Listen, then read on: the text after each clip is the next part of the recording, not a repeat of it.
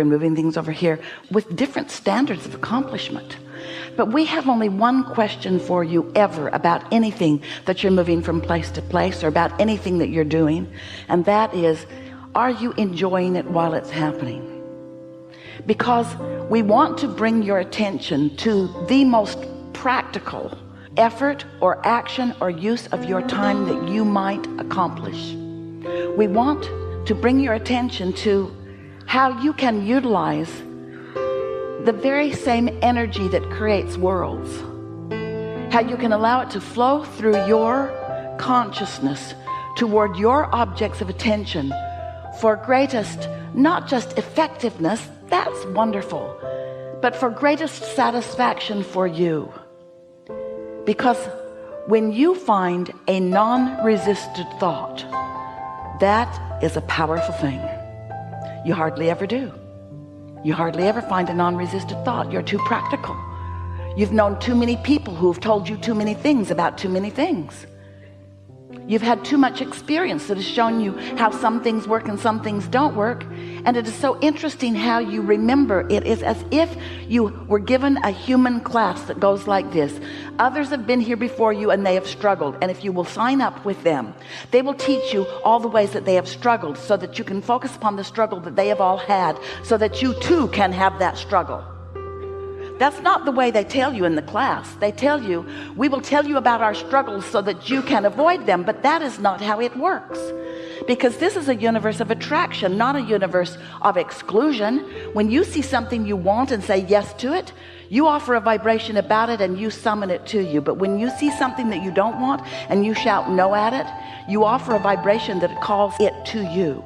There is no such thing as no, go away from me in this universe of attraction. It's all your attention to it summons it. And so that's why our wish for you is that you could begin to practice the art of getting general enough. You might call it vague enough. We call it distance enough, or far enough away from, or less practical. We call it standing back far enough from it that the details that trouble you are out of your view, while the advantages that it could offer you are in your view.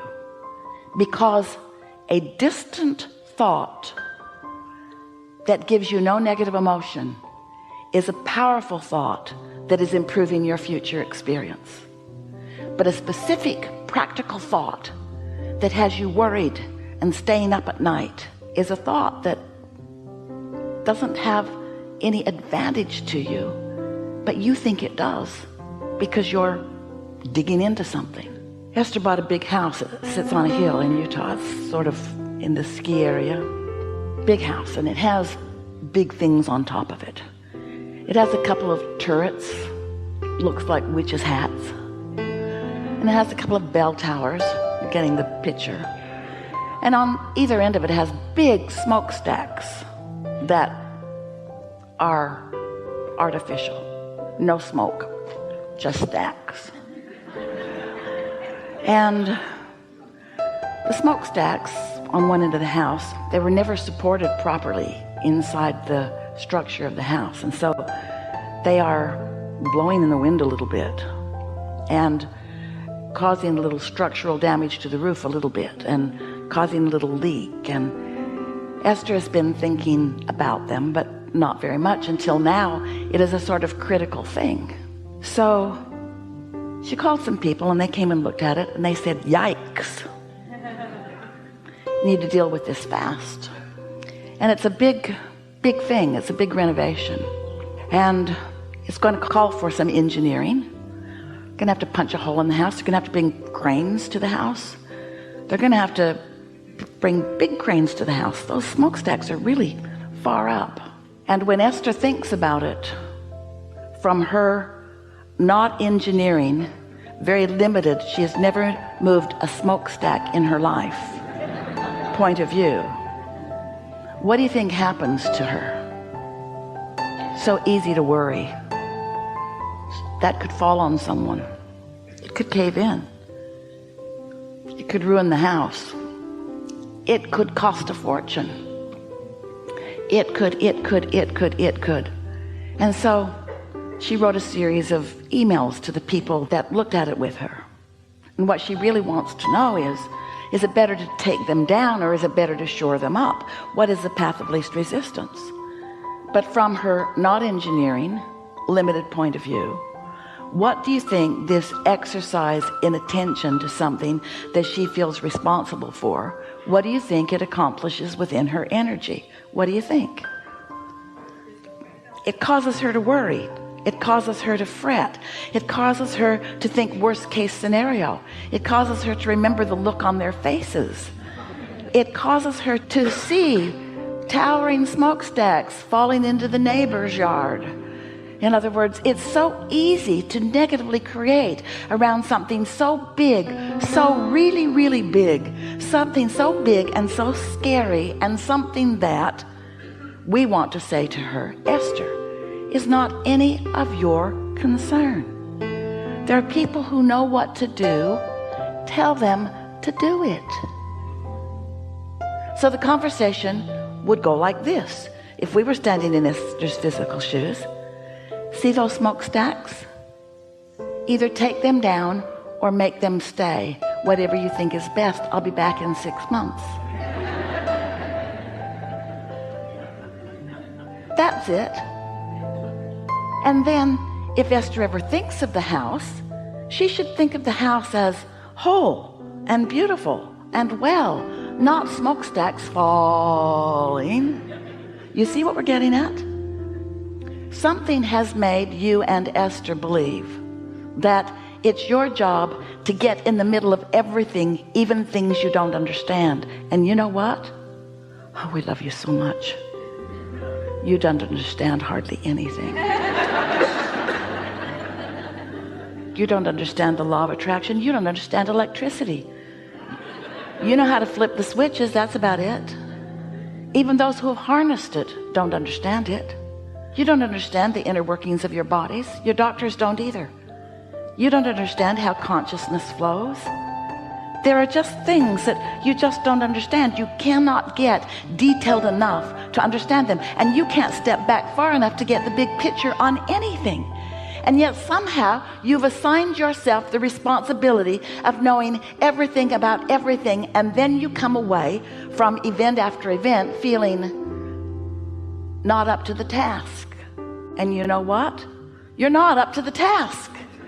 It's not your job to figure out how law of attraction works. It's only your job to know that when you don't feel good in a thought, you're contradicting your own energy stream, and you're not helping whatever it is that you want.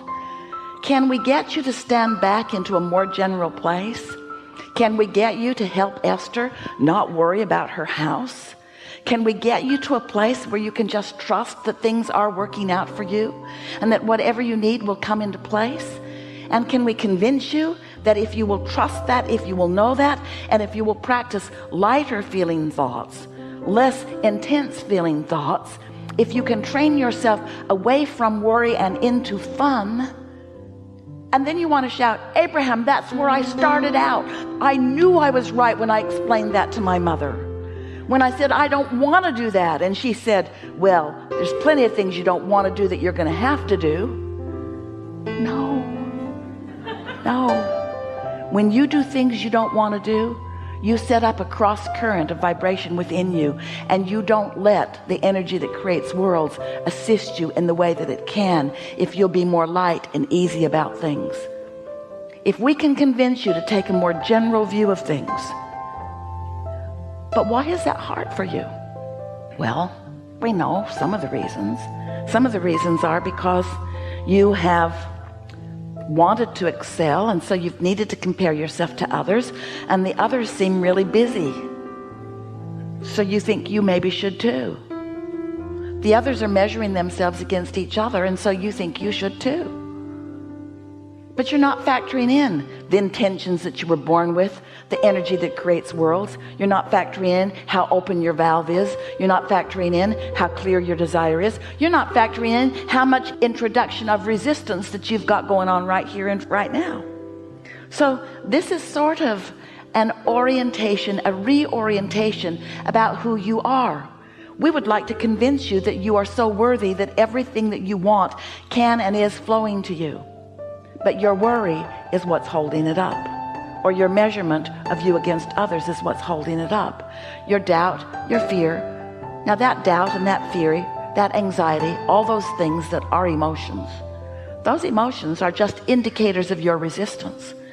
But if you will start paying attention, you see, if you are able to quiet your mind like you do in meditation, or if you are able to just let your mind wander into good feeling places like you do in daydreaming, if you are able to allow your vibrational frequency to rise because you're not doing that thing you do that holds it into a resistant place, then things that you want begin occurring to you, and you get to be in on the hands-on movement and inspiration that looks like it's moving things along.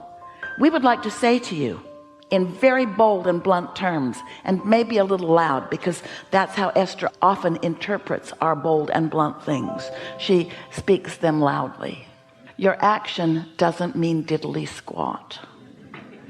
Your action is the way you enjoy the energy that you've lined up through your thought. And if we can convince you to do more daydreaming and less working hard at things, if we can show you how to get out ahead of things by letting the energy that creates worlds do all the groundwork so that you just get to follow the pattern and enjoy watching it come together.